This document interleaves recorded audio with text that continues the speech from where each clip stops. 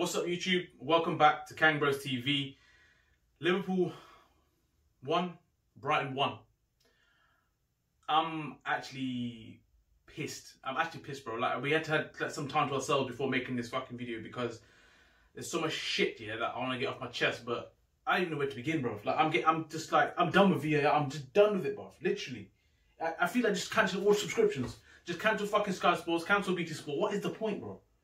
It's a shambles. Listen, I know people straight away, other teams fan, they love it because it's like it's not your team or whatever. But the point that's being made, it's affected. It's not just because it's happened to Liverpool today. Yes, it's funny for everybody else. I get that because I know it's the same for other teams.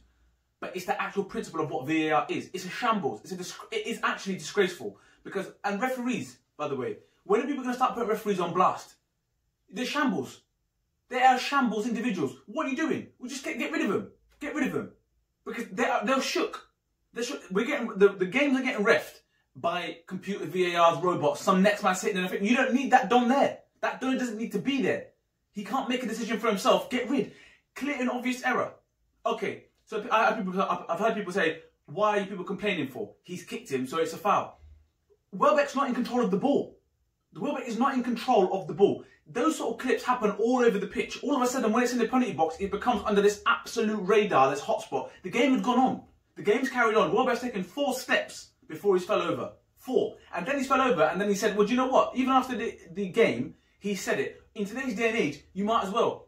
That gives you to another point, diving. So people want to sit there and blame players for diving and say people are going down too easy. Why the fuck not? Why not? Why would you not go down? Why would you not go down? And then people want to say, oh yeah, it's ruining this beautiful game. That beautiful game's gone. That beautiful game everyone loves and whatever is gone. It's a shambles. It's a complete shambles. You've got the goals. Listen, I could keep going on. The goal, Liverpool's first goal. You're saying it's a toe offside. If you want to take VAR and you want to go and deep dive and you want to get into the arsehole of a player, right, whilst looking at every angle, why don't you do that for offsides? Everyone's like, okay, it works for offsides because the letter of the law means he's offside. All right, well, if you want to break it down even further, why don't you take it back further to when the point of the contact of the free kick? Because if you actually look, the ball's already it's in movement. So that's not at the point of contact with the foot then, is it? So if you're going to take a picture in a freeze frame of offside of where you're going to draw your fucking lines, why don't you do it for when the point of contact on the ball? Because at the point of contact on the ball's already in transit. And no one looks at that. No one looks at that. No one looks at that twice. So what you're telling me, it's a toe. Well, if that toe's not going to be offside, at the point of contact is when the ball's played. So when the ball's played, why don't you freeze frame that? Why don't you put a fucking line on that? Yeah, zoom into that shit when his toe is hitting the ball. Like, you know what, and I think Welbeck, I want to give respect to Welbeck because I expected him to do a different interview at the end of the game. I thought Welbeck was going to say, yeah, it was a penalty. But he actually said it's bait as it is. He goes, why wouldn't I do it? He goes, I know VAR's going to look at it. So anytime you get a clip in the box, you might as well go down, roll around. And if you watch it, like you said, very carefully, Welbeck, it was like slow motion. Like, the click happened and his mind went, Welbeck, go down. And literally 4 steps afterwards, he then falls down. If you keep watching it, soon as he realizes that no one's actually batted an eyelid, he gets up straight away and starts running again. Because, and like I said, fair play to Welbeck. Yeah, listen, you can't knock him for it. You can't knock him for it. You got to play the system. You got to play the game in the system in front of you. And that's what he did. He played the system. But like you said, like if you look at it in real time, what was it? The ref's name, Atwell. I don't know if exactly. I don't know. Who it was, yeah? You're a pussy. That's what I'm going to say. Just like you said, the referees are pussies. Because you made the decision and then suddenly, but then the thing, right? They went fucking to VAR, said, go look at the screen. You're fucking the guy's mindset. He's made the call. And like you said, if it's a big error, then you said to him, go to the screen. It's not a big error. Because, like you said, people will say it is a penalty, some people wouldn't say. No one in the whole of the pitch said it was a foul. No one even, and they went back to look at it. Like I said, and like you said, you're absolutely poisoning the Don's mind anyway. Because he's thinking, well, if you're telling him to look at it, that means something's wrong. That must mean that, and the backlash that comes with it, oh my God, that must be wrong. Yeah. Clear and obvious error. There's no clear and obvious error.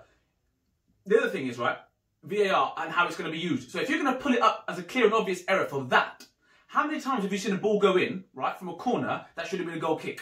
That's a clear and obvious error, and that leads to a goal. So why aren't you pulling that back? If you want to be that anal about VAR, then do it across the board. If that's where you're going to do it across the board. We want to make it clear that we're not re-refereeing games. You are! Of course you are! Of course you are. Refs are not needed, bro. Liverpool's first goal, I'm telling you now, if you look at when they freeze the scrum, the ball's in transit. The ball is in transit. It's not when the foot, and that goes across the ball for Mane's goal. Everyone's like, well, that's clearly offside. At what point? When do you put the lines on? When do you put the lines on? Because that's a benefit of the doubt. That's a give and take a couple of millimetres. Well, those millimetres taken back the other way, that's a goal. It's ruining football. If we're sitting here talking about VAR, right, you might as well talk about an offside that should have been given. I'd rather be talking about that because it's ruining games. It's just ruining football. Liverpool's performance, by the way, right, was bang average. Don't get me wrong. Brighton second half was a lot better. Second half was a lot better. Brighton played very well. I'm not denying that. But the fact of the matter is, they had a penalty. That was a penalty, the first one. There's no complaints about that. You don't even need VAR for that, right? That's a penalty, right? He's missed a penalty. Liverpool scored 2 goals, and that being chalked off. For me, the Salah's one should not be chalked off because and the point I'm making. And the second one, if you look, I haven't seen that one as closely. But again, I would love to see it at what point that they draw and they freeze the push, because it's not at the point the ball makes contact. The ball's already in transit. Slow that down. Drives me up the wall. And then, like, Klopp's reaction at the end of the game, if everyone who watched the interview, like, the broadcasters, like, why are you kind of digging at the broadcasters? You are a part of BT Sport. You are a representative of BT Sport. You don't even the questions that you're asking. It's not even that deep. It's not even, even if you get to that point. If you're going to keep asking them questions and keep prodding, you're going to get something. What do you want then? And then all of a sudden, he's like, oh, don't have a go at me. Like, do you know what I mean? Like, it ain't me. It's them, man. Like, you can't be blaming BT. Bro, if you're going to ask the questions, expect the smoke. Expect the smoke, exactly, bro. Exactly. And I've seen it already all over social media. People are comments that are being made. Oh, yeah, he's only crying because they copped an L. Just cop your L. He's always crying. Listen to the interview. If you watch the interview from start to finish, Klopp's trying to keep it moving. And he's like, well, you keep asking me the question. So if you want to keep asking me, then I'll give you an answer. And then he's like, oh, like, nah, because like you're putting it on, man, and that. It's pathetic. It just ruins this game that this beautiful game. It's not a beautiful game no more. It's all automated. We'll just play Pro Evo. Go and play FIFA instead. That's what I'm saying, man. It's a different game now. And like you said, like the refs, they're not even needed anymore. Literally, there was one stage I even remember. It's so minor, but the linesman put a flag up going the other way, and literally, would you have to scream at him each kind of that? They have no like balls or backbone to make decisions whatsoever. Like they'd much rather just say, listen, VAR, you make this call, and then basically I'm doing that. So like for me, it's like, what is the purpose you've been on there? And if anyone sees this video or you want to share it, I hope it gets to the referees, because I would love to say to them that you are basically making no decisions whatsoever. You man are faggots out there. That's what I would say. But anyway, unless there's anything you want to touch on more on VAR and that, let's move on to the actual game itself, because we've wasted enough time talking about this bullshit. And like you said, let's quickly dissect the game. The last point I'm going to make, and it goes back to the point of diving. And that's my point now. So the handballs. What happened today, and diving. VAR was supposed to eradicate that. That's what it was for, wasn't it? To eradicate howlers. Can someone tell me how that's been eradicated now? Because Danny Welbeck clearly took a plunge because he thought, well, technically, right? And if you slow anything down, it looks terrible. But that same thing that happened, if that happened in the centre circle, what are they going to say? Get up, man. What are you doing? And they'll book him. You'll probably get booked for something stupid like that. So as far as I'm concerned, it's not eradicating those errors. It's actually making them even. It's highlighting them even more, because it's like, right, well, the letter of the law. These dons ain't even played the game by the sounds of it. And that's the thing for me. Like I'm not saying remove VAR. I'm just saying people who are making these decisions in Stockley Park, whatever, get people who've actually played the game. That's it. And if them 3 dons who've played football have come to that conclusion that this is, then I'm more than willing to accept it. If 3 of those dons who played the game at a very high level have come to the conclusion that that is what it should be done, then I don't really have a foot to stand on, because if them man who played the game for that long are making a decision, and then I'm double thinking what I know about football. But right now, it's a complete joke. There's enough. And there's enough pros out there, ex-pros, top ex-pros that can't get a job in management, can't get a job in. We'll use them. They're available. They're available. There's some of them that got problems with gambling, alcohol, because they need to be involved in it. Get them involved, because they'll do a better job than some of these fossies that are just sitting there, right, just pushing buttons and that. Yeah, I think you should take a look at this. So what you're telling me, that Don's made a clear and obvious error. What he's done there is clear and obviously wrong. It's not clear and it's not obvious. It's a shambles. Brighton, fair play. They played well. First half, Brighton, very good. First 10 minutes of Liverpool were on job. Like, literally looked at each other and thought, you know what, it's gonna be a good day, because Liverpool came out the starters really well, and I thought the passing was good. A few opportunities at the beginning. maybe they should have even taken those opportunities. I thought Liverpool started well. After the first 10 minutes, Brighton were on job. Liverpool were nowhere to be seen. There was no connections happening. There was the defensive errors down in the centre back. They couldn't even communicate that well. What was that Brighton Don's name? Connolly. He was causing havoc, and then he got taken off. He was vexed, and I don't blame him because he was causing havoc and making those next level runs. And then second half, as soon as Henderson came on, the whole game changed round. So in terms of dominance in the midfield, dominance of possession, it just looked like Liverpool were going to go on and score. And that was a very, very good sub, and it changed the momentum of the game. Few things I want to highlight with Nico Williams, with what's been going on in all the media, people saying they're digging him out. Once again today, he showed a bad judgment error. I think he came back, scrambling back to make this challenge. He gave the ball away. Came scrambling back, and it was a penalty. And then Klopp took him off. I mean, what do you reckon that is? Do you reckon he was worried that he might lose his head, or do you think he was just having a bad game? Or there's nothing wrong with it. Listen, it's part of the learning curve, learning process, right? Again, this is why my statement, I've always said you should not be learning your trade at a top club like Liverpool, or same thing goes for Arsenal, same thing goes for Man United, Man City, Chelsea. Them teams there, you should not be going into them teams learning your trade. Prime example is Tottenham, Troy Parrott. Young lad, everyone's like, chuck him in. Mourinho's like, no, because he's not ready. Sent him out on loan. That's what, and there's nothing wrong with that. There's nothing wrong. I'm not sitting here saying, oh, they're all rubbish, to get rid of them. That's not the point. The fact of the matter is, there's a loan system in place. Use it. Take advantage of it. Nico Williams, as far as I'm concerned, is not ready to continue. People will be like, oh yeah, but he's playing for international football for Wales. Are Wales winning Euros? Are they winning World Cups? No, cuz they're not. And that's the fact. If you're an winner's mentality, you work so hard to get to this position as a club. Everyone talks about how good your team is, but you've actually got to a stage where you're there. As far as I'm concerned, you need top players in those positions. Man City have got top players in each position. Yes, they've spent billions and billions or whatever, but the fact of the matter is, top players are playing in them sides. Top players, only the best players get into this team. Yes, I know we're higher than them in the league, but that's because we've not had to dig that deep before. We've been relatively unscathed when it comes to injuries. I share a different view to you on that. Like I've always said that I would like to see Klopp feed more young talent and give them opportunities. But with that I mean certain parts of in cups, giving them 5-10 minutes here and there, giving them a little flavour of it. And especially if they've been away. If they've been away already on loan, and this is my opinion. Like they've gone to Bournemouth and they've done it for a whole season. They give them more play times. That's the question I have. So I don't mind him feeding and put people in, but just give them glimpses or here and there. Not to, at the moment we've got no choice but to start them. So that's the problem, right? So Curtis Jones coming on today, putting on right back. I'm not going to dig him out because that's not his role. Like I said, I've said it before. Curtis Jones, I'm a bit like, what is it? But today, throwing him on at right back that is like what are they called? It's like slaughter. Lambs for slaughter. Yeah. Because if you don't play there, the amount of times today we're watching, I'm thinking, just hold your position, and he goes flying out. But you can't be blamed for that. You can't blame the guy for that. He's gone flying out because he doesn't know your bearings are different. You don't know where your bearings are. You made a point of saying you've got Reece Williams on the bench, defensively minded. Maybe just chuck him in there. But then you still need a right-sided player. You know, so it was tough. But I think the thing is, if that decision that didn't ruin the game for me, I would have said that is a very, very, very tough 3 points. And Liverpool have come out of that with the squad they have, the changes they had to make, the players who put their the bodies on the line to go to different positions. I would have said that is brilliant what the team have achieved, especially how the first half was going. So the whole end of the thing just put a sour taste on everything, to be honest with you. But as a team, I think Liverpool battled really well in the second half to do what they did. So I think that is a positive to take from it as well. Salah's reaction coming off, that kind of got me a bit pissed, to be honest. But I get it.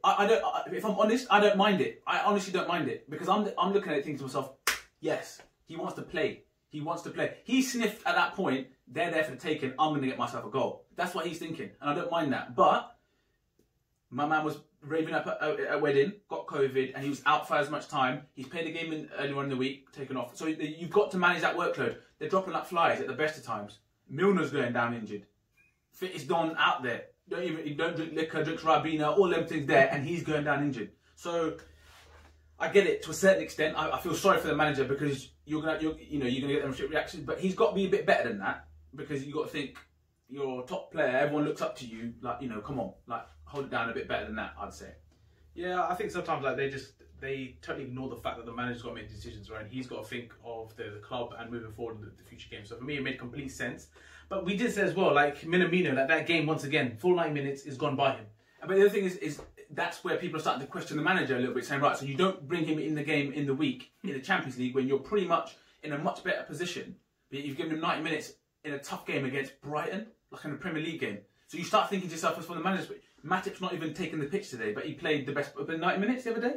Matip played 90 minutes or whatever, 80 minutes the other day, then he's not even taking not even the squad today. Mane played, I think, 90 minutes or pretty much the whole game in the week. I said that to you, didn't I? Yeah. I said to him watching the game, I said, if Mane's played 90 minutes here, he's not playing against Brighton. He's not starting against Brighton. That's exactly what happened. Big Shaq nowhere to be seen.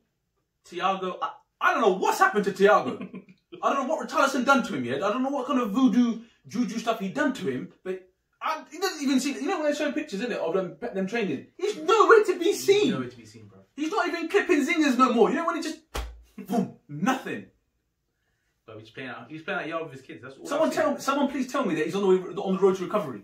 That's what I've seen. But just quickly on the top of Minamino again, as I said, 90 minutes he had today. For me, the whole game went by him. There's a few glimpses of a few things he did, but once again, he was getting bullied, literally bullied there. It was like a year 7 playing, like, you know when they've got a bit of talent and they go play for year 11s and that. You think you're gonna get him in, they just get him slapped around, and that's my worry for him. Like, as much as I want him to do well, the game went by him today. He didn't really offer anything in the middle at all. Until Henderson came on, that's when the game really changed. So I don't know, man. People always say give me the middle 90 minutes. Yeah. So my thought today would have been that, like, if you are struggling with midfielders, would have been Matip centre back with somebody else. Fabinho played in the middle of the park to give us a little bit of fucking oomph in the middle of the pitch, because they're going to be ratting and getting about it. That's what I would have thought. And hindsight again, but if I was in the position to pick the team, I'm not. I don't speak to the medical guys. I'm just talking from a purely outside looking in.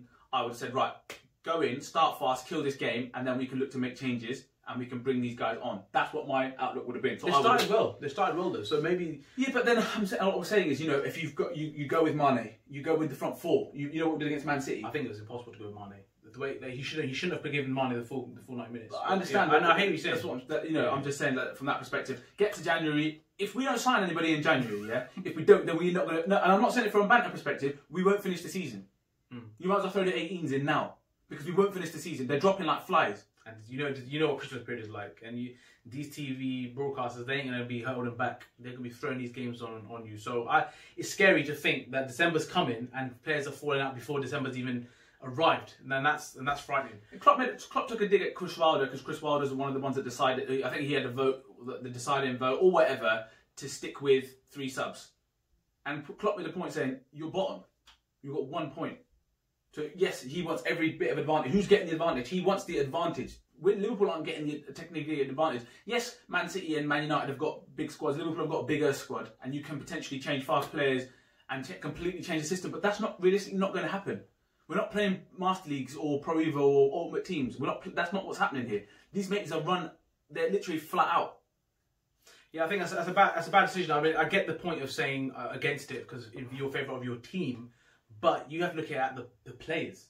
You know, they're protecting the players in the whole of the division. Don't look at just your team. Look at protecting the whole players. So that's for me. I don't know, because I do get it as well. I think you want to gain any kind of advantage you think you can get if you're at the bottom of the league. So I kind of get that. But then I think for the greater good of the whole players, you should be, as a fellow kind of, I don't know, even sportsmanship, even like in terms of protecting other professionals in your team. Because all that's going to happen now, let's just say Man City, who are the wealthiest club in the Premier League, come January, they're going to try and say, "Oh, is it? Yeah, you don't want 5 subs? No worries.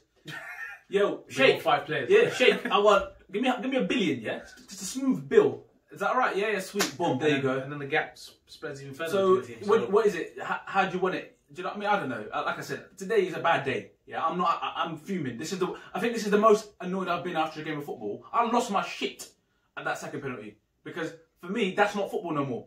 That isn't football anymore.